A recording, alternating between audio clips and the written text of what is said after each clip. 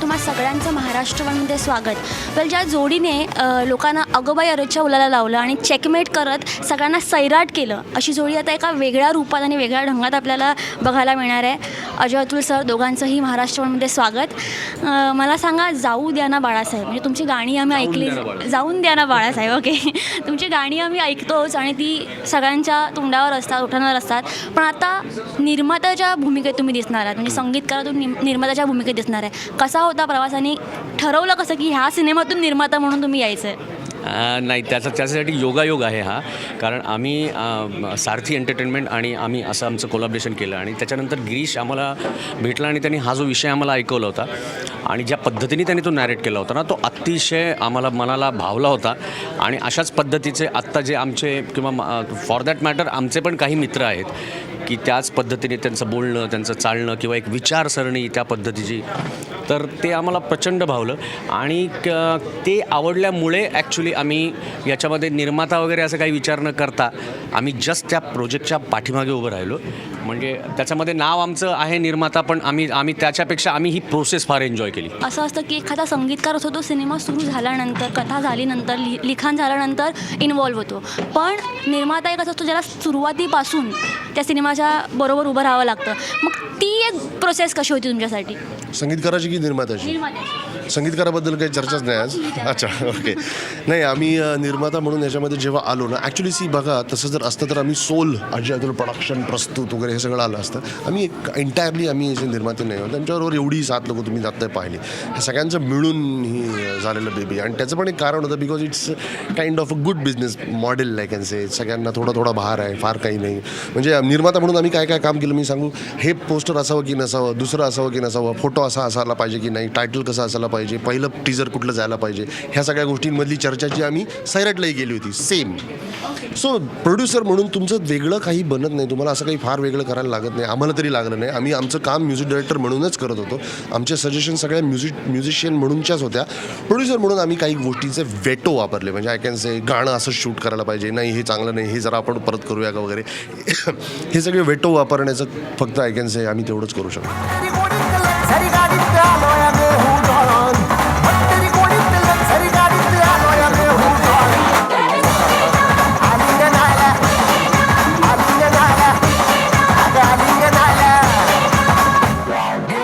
की संगीतकाराबद्दल जे खूप इम्पॉर्टंट आहे. आणि आता आपण म्युझिक लॉन्च बघितलं, वेगवेगळ्या फ्लेवर्सची गाणी आहेत ह्या मूवीमध्ये थ्रू आउट. म्हणजे गोंधळ असू दे किंवा आता ब्रिंग इट ऑन असू दे, डॉल्बीवाला डीजे असू दे.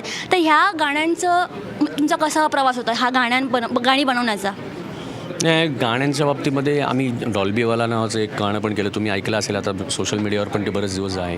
त्याच्यानंतर ब्रिंग इट ऑन बेबी असं पण एक गाणं आहे की आत्ताच्या यूथ तरुण पिढीची जी आवड आहे किंवा एक त्याच्यामध्ये जे स्टुपिड काही त्याच्यामध्ये शब्द आहेत किंवा ते गाण्याचा सगळंच हे आहे की जस्ट त्याच्यामध्ये जे चालले शब्द ते त्याचा अर्थ लागला तर तुम्हाला लागेल, नाही तर मग म्हणजे you can take it on your own. सुरू जर तुम्ही एका अत्यंत लाऊड कोलाहलाने सुरू करता, जो ॲक्च्युली आज आहे, ही फॅक्ट आहे, जो ॲक्च्युली आज कोलाहल आहे, ते सगळं एक्स्ट्रीम हाय फ्रिक्वेन्सी साऊंड्स आणि लो फ्रिक्वेन्सी साऊंड्स, हा आजचा ही फॅक्ट आहे. आम्ही जर म्युझिकली आजच्या त्या सिच्युएशनकडे पाहायचं ठरवलं, सो ते आम्ही काय पाहिलं, त्या कोलाहलाकडे आम्ही कसे पाहतो, ह्याचं ते रिप्रेझेंटेटिव्ह आहे गाणी. आणि अल्टिमेटली जेव्हा तुम्ही एंडला पोचता, तेव्हा तो जो एक आंतरिक जी शांती तुम्हाला अनुभवायची असते, तुम्ही एखाद्या गोष्टीसाठी सर्च करत असता, तुम्ही अभ्यास करत असता म्हणा, किंवा तुम्हाला अभ्यास करताना असं लक्षात येतं की उफ नाही, मला तर खेळाडू व्हायचं आहे. ही जाणीव, एक स्वतःची जाणीव होणं ही फार इम्पॉर्टंट गोष्ट असते. माझ्या आयुष्यातला तो क्षण मला अजूनही आठवतो, जेव्हा मलाच कळलं की मला काय करायचं आहे. तो जो क्षण असतो ना, तो दिव्य क्षण असतो. त्याची जाणीव झाल्यानंतर जी शांती येते ना आपल्यामध्ये, त्या शांतीचं प्रतीक येते आमचं वाटत दिसू दे. तो इतकं मोठं ट्रान्झिशन येतं आहे, त्याच्यामध्ये तुम्ही सगळे म्हणजे प्रत्येक गाण्यामध्ये बिगेस्ट ट्रान्झिशन तुम्ही प्रत्येक गाण्यामध्ये तुम्हाला ती दिसेल. सो आम्ही ती पर्पजली त्या सिनेमाच्या कथेनुसार त्याच्यामध्ये ते सगळ्या ट्रान्झिशनचा विचार केला होता. मला अजून एक विचारायचं आहे की हा सैराटनंतर तुमचा आता लगेच इमिजिएट हा सेकंड फिल्म आहे आणि सैराटचा हँगओव्हर अजून बऱ्याच लोकांचा उतरलेला नाही. म्हणजे अजूनही आपल्याला नाक्यावरती किंवा कुठेही कोणत्याही ओकेजनवरती सैराटची गाणी वाचताना तर तो एक वेगळा हे होता का, म्हणजे डोक्यात होता की दडपण होतं का आता सैराटच्याहून एक पाऊल पुढे जाऊन वेगळं काहीतरी द्यायचं आहे? नाही आम्ही सैराटच्या वेळी पण आम्हाला दडपण, आता आम्ही याच्या आधी निळकंठ मास्तर केलं होतं किंवा माऊली केलं होतं आणि त्याच्या पुढे जाऊन द्यायचं आहे असं काही नसतं. प्रत्येक प्रोजेक्ट हे आपलं नशीब घेऊन येतं. सैराटच्या बाबतीमध्ये लोकांना क्रेडिट आहे की त्यांनी अजूनही त्यांचा सैराटचा फीवर आहे, त्या सगळीकडे चालू आहे. कारण आम्हाला त्याच्यामध्ये अडकणं शक्य नव्हतं, कारण आम्ही कधीपासूनच म्हणत होतो की आता सैराटबद्दल खरंच चर्चाही बास करा.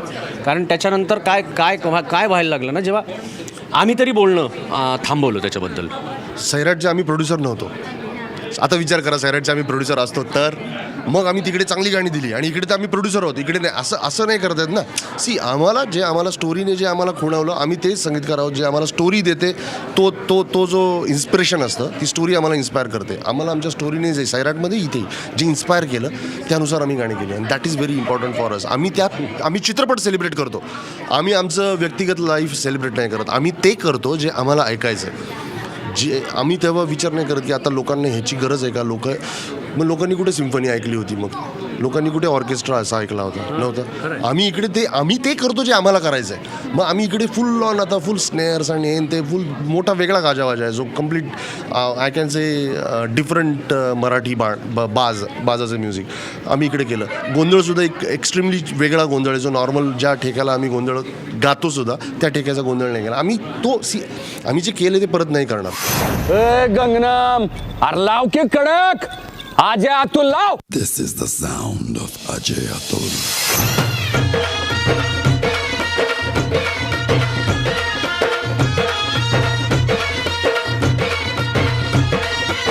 पोर जमली येशीवरती चर्चा बोरिंग झाली.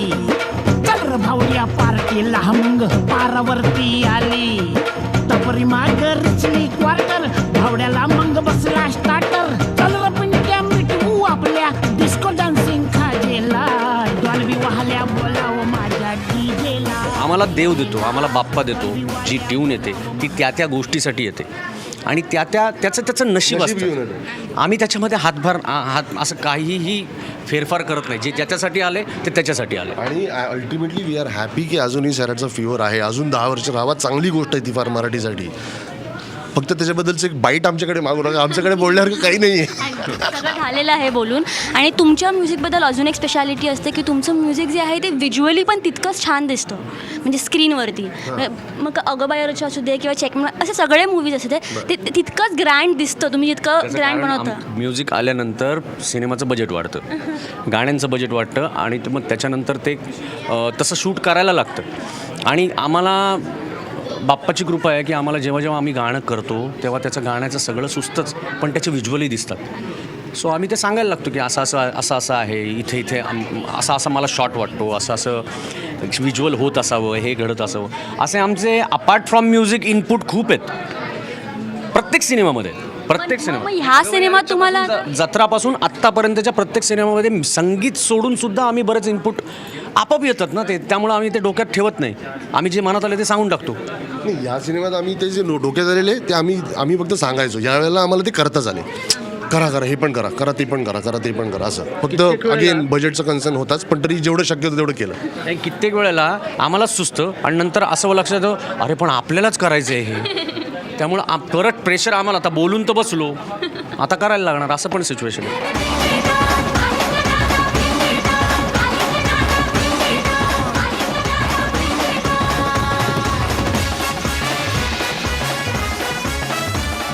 लावू द्या ना बाळासाहेबचा आता टीजर आणि म्युझिक लॉन्च करण्यात आलेलं आहे आणि ह्या सिनेमात आपल्याला गिरीश कुलकर्णी एका वेगळ्या ढंगात दिसणार आहेत.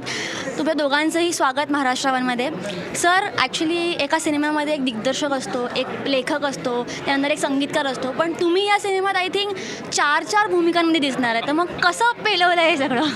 नाही, ते अवघडच असतं, पण मी काही पहिला नाही. खूप पूर्वसुरीन परंपरा आहे, खूप लोकांनी केलेलं आहे.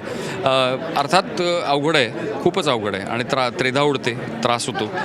पण एकतर लिखाण आणि अभिनय हे मला काय आता सरावाचं झालेलं आहे. दिग्दर्शन हीच मोठी गोष्ट की जी मी हातात घेतली आणि ते अवघड असतं, शिवधनुष्यचं ते.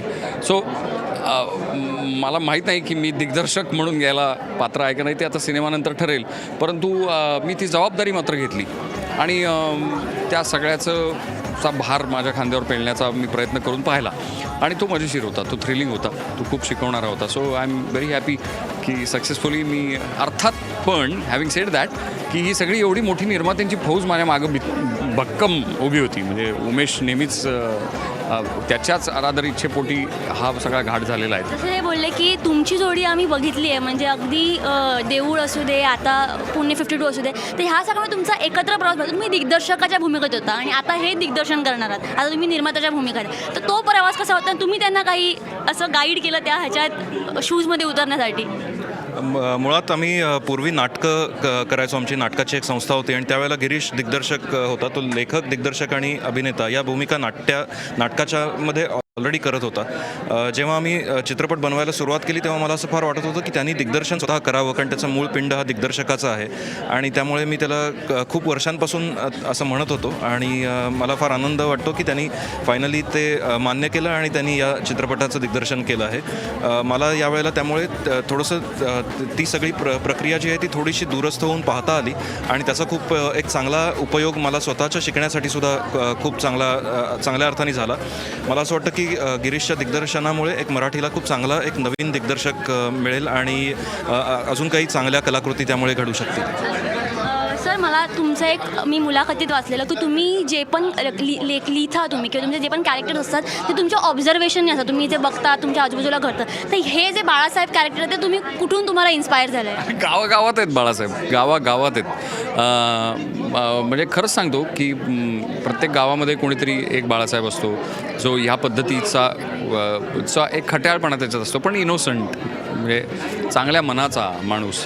आणि तो राजकीय क्षेत्रात असतो आणि मग तो त्याचा सेन्स ऑफ ह्युमर खूप चांगला असतो. असे अनेक ठिकाणी माझे मित्र आहेत. म्हणजे मला सुदैवाने खूप राजकीय मित्र पण आहेत आणि त्यांची कंपनी फार धमाल असते. म्हणजे आय लव्ह दॅट कंपनी आणि त्यातनं खूप शिकायलाही मिळतं. सो ह्या सगळ्या ऑब्झर्वेशनमधूनच खरं तर येतं. असं डायरेक्ट सापडत नसतं, थोडं इकडचं तिकडचं असं होऊन त्याचं कॅरेक्टर आकाराला येतं. पण अशी धमाल कॅरेक्टर तुम्हाला गावोगावी सापडतील एवढं नक्की. आणि हा जो जॉनर आहे तो पण थोडासा वेगळा आहे. म्हणजे तुम्ही एक सटायरिकल ह्युमर आहे हा, म्हणजे फक्त ह्युमर नाही आहे, तुम्ही त्याच्याने काहीतरी सांगायचा प्रयत्न केला, त्याच्याबद्दल थोडं सांगा.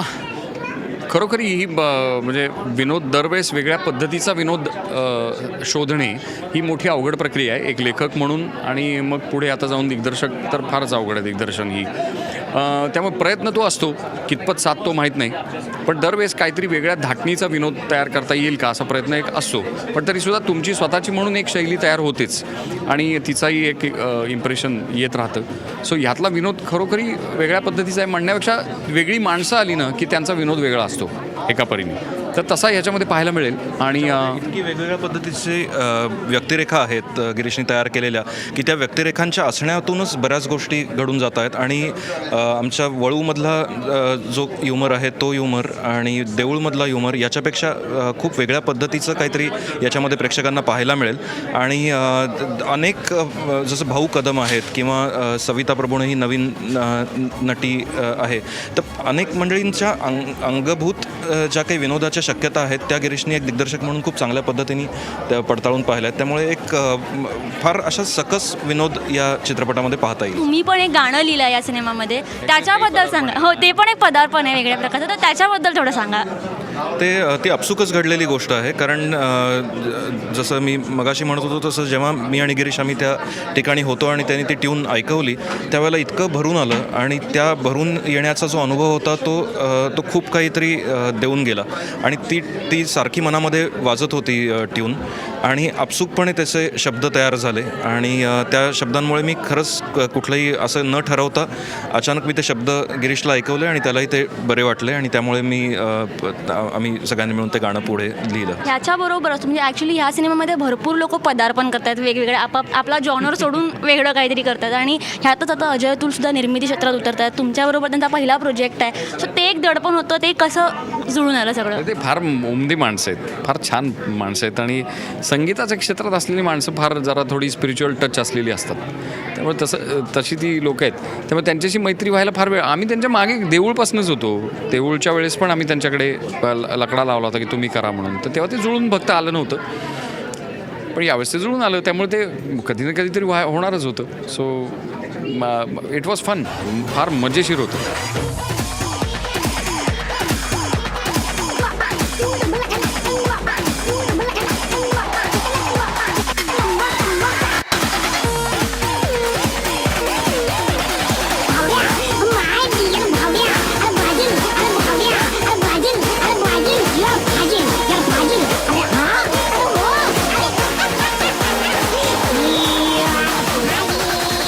आता प्रेक्षकांना बाळासाहेबांच्या अंदाजात एक काय सांगाल?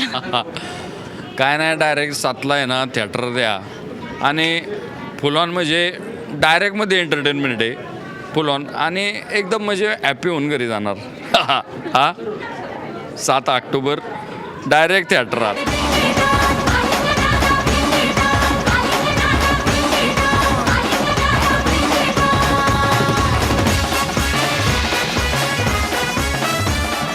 जाऊ द्या ना बाळासाहेब या सिनेमात आपल्याला वेगवेगळे कॅरेक्टर्स बघायला मिळणार आणि ह्यातले 2 आता आपल्याबरोबर आहेत. तुमच्या दोघांचं स्वागत महाराष्ट्र वनमध्ये. ॲक्च्युली मला भाऊ तुमच्यापासून सुरुवात करायची आहे की तुम्ही नेहमी सगळ्यांना कॉमेडीचे झटके देताना आम्ही दिसतो आणि ह्या सिनेमात तुम्ही आम्हाला झटक्या या कॅरेक्टरमध्ये दिसणार आहात, त्याच्याबद्दल थोडं सांगा. नाही, खूप चांगलं कॅरेक्टर आहे, म्हणजे फक्त कॉमेडी असं झटक्या नाही आहे ते, इवन कॅरेक्टरमध्ये पण खूप झटके आहेत आणि खूप धमाल येणार आहे ते बघायला, कारण करतानाच मजा आली आम्हाला. कारण सांगणारे आमचे दिग्दर्शकच एवढे चांगले आहेत, ग्रेट आहेत की त्यांनी आमच्याकडून ते काढून घेतलं आणि खूप कलाकार आहेत. तुम्हाला 1-2 आता आम्ही दोघंच दिसतो, पण खूप तामझाम आहे, त्यामुळे सगळ्यांचं आणि सगळे लक्षात राहणार हे चित्रपट बघताना, एवढं मी तरी सांगू शकतो. सई मला सांग, करिश्मा हे तुझं कॅरेक्टर आहे, तो काय करिश्मा करणार आहे स्क्रीनवरती आणि कसा वेगळा आहे तुझ्या बाकी इतर आतापर्यंतच्या कॅरेक्टर्सपासून? करिश्मा कुंभार असं हे नाव आहे आणि करिश्मा करणार म्हणजे मी थोडासा लहेजा माझ्या बोलण्याचा वेगळा असणार आहे या सिनेमात. तुम्हाला ट्रेलर बघितल्यावर कळेलच. आणि या सिनेमासाठी मी कुंभारकाम खरंच शिकले होते, पॉटरी शिकले होते, एक छोटासा मी कोर्स केला होता. आणि गिरीश कुलकर्णी, उमेश कुलकर्णी, झी यांच्या, अजय अतुल यांच्याबरोबर असोसिएटेड असणं हे कायमच खूप प्रिव्हिलेजची गोष्ट असते आणि मी ह्या चित्रपटाचा एक भाग आहे याचा मला भयंकर आनंद. तू बोलले की गिरीश कुलकर्णी यांच्याबरोबर तू आधी ही फिल्म केलेली आहेस, पण ती थोडी वेगळी होती आणि ह्याचा जॉनर थोडा वेगळा आहे, तर त्याच्याबद्दल थोडं सांग. How was it working with him? खूपच सुंदर. म्हणजे आधी आमच्यामध्ये कॉन्व्हर्सेशन व्हायचं नाही आणि आता आम्ही वैचारिक देवाणघेवाणसुद्धा करतो. सो हा प्रवास आहे आणि हा प्रवास खूप छान आहे. आणि मला खरं तर विश्वास बसला नाही जेव्हा गिरीशदादांनी मला फोन केला की मी एक सिनेमा करतो आणि तू काम करशील का, तर मी हो म्हणाले, कारण मी त्याच्याबरोबर काम केलं 2 सिनेमांमध्ये आणि मला तो ॲज अन ॲक्टर भयंकर आवडतो. तो खूप टॅलेंटेड आहे, तो भीतीदायक हुशार आहे असं मी प्रत्येक इंटरव्ह्यूमध्ये सांगते आणि खूप शिकायला मिळालं मला त्याच्याकडून, अजूनही मिळतं आणि मजा आली. आता बघू, आय होप की मी त्याला खुश केलं असेल किंवा त्याच्या अपेक्षांना मी खरी उतरली अशी मी अपेक्षा करते.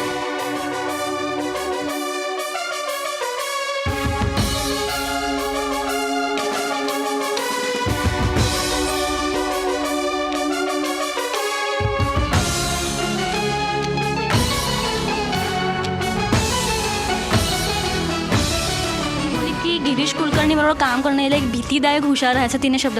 तुझा एक्सपिरियन्स कसा होता? खरं आहे, म्हणजे ते स्तुती करताना भीती वाटते खरंच की यांना काय सांगायचं याच्यातून, की हे स्वतः चांगले ॲक्टर आहेत आणि हे आपल्याला स्तुती करताना नाही म्हणजे काम चांगलं होण्यासाठी बोलत असतील किंवा, तरी डाऊट येतोच. पण ते सांगताना ना तुम्ही खरंच तिथे असताना तुम्हाला कळेल की ते किती गोड सांगतात आणि ते कॅरेक्टर एवढं लक्षात राहतं पटकन आपल्याला सहज समजतं आणि नॅचरल होऊन जातं आपल्याकडून काम. ह्या सिनेमाची अजून एक USP आहे ती म्हणजे कालच एक गाणं रिलीज झालं, ब्रिंग इट ऑन बेबी. म्हणजे सई अमेझिंग डान्सर आहे हे सगळ्यांना माहिती आहे. तुम्ही सुद्धा आम्हाला तुमचा डान्सचा जलवा आम्हाला बघायला मिळणार आहे. होता का you meant it? I really मेंट इट. तुमचा डान्सचा जलवा आम्हाला ह्याच्यात बघायला मिळणार, त्याच्याबद्दल थोडं सांग. नाही, डान्स खूप अप्रतिम. म्हणजे हिंदीचे कोरिओग्राफर होते बॉस्को आणि ते म्हणजे अक्षरशः त्यांनी ग्रेट. मग ते म्हणाले की एवढं छान कसे नाचतं. आम्ही 2 रात्र शूटिंग केलं याचं. 2 रात्री आम्ही खूप धमाल करत होतो. म्हणजे ढोल ताशा असा सगळा तामझाम आहे आणि त्यामुळे तिथे काय बसवणार डान्स. तिथे तर नाचायचंच असतं, मिरवणुकीत जसं नाचतात तसे आम्ही नाचलोय सगळे. म्हणजे पूर्ण कोरिओग्राफी वेगळी. गणपती डान्स होता का फुल असा? गणपतीमध्ये तो गाणंच तसं आहे, ते जिथे वाजणार आहे तिथे तसाच डान्स पाहिजे, तसंच केलं आहे.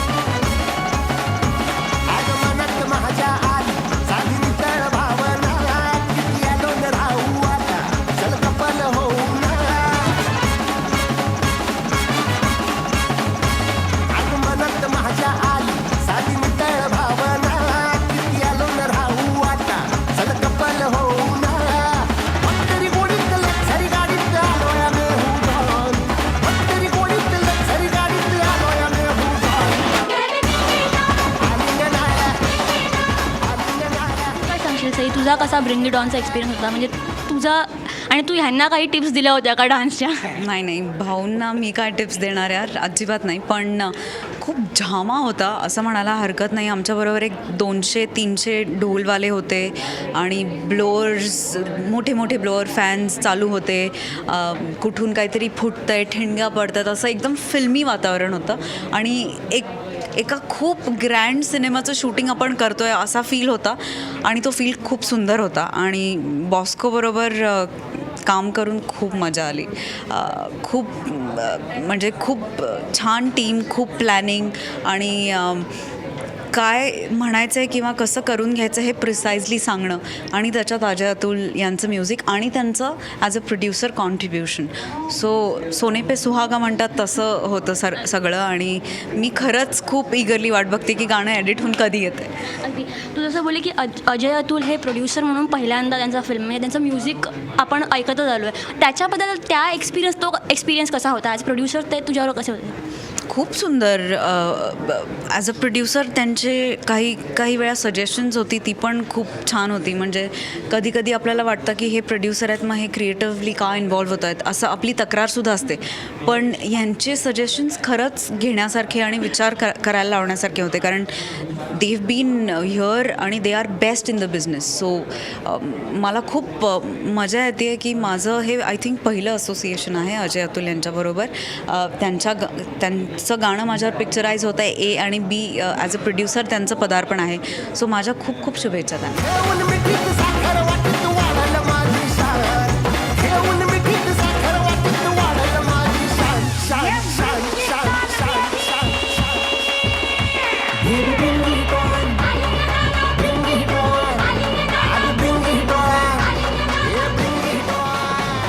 मी तर खुश होतो अजय अतुल यांचं गाणं मिळते करायला आणि ते म्हणजे एवढं इन्व्हॉल्व होते ना, ते कधी असं थांबत नाही ना प्रोड्युसर कुठल्या गाण्यासाठी. की त्यांचं गाणं होतं पण त्यांना ना ते स्वतः तिथे 2 रात्री आमच्याबरोबर होते. म्हणजे त्या ढोलवाले ते जरी दिसत नसेल आपल्याला, खरे वाजवणारे वेगळे पण ते खोटे वाजवणारे होते, पण त्यांच्याकडूनही त्याच पद्धतीने रिदम करून घेत होते तिथे उभं राहून.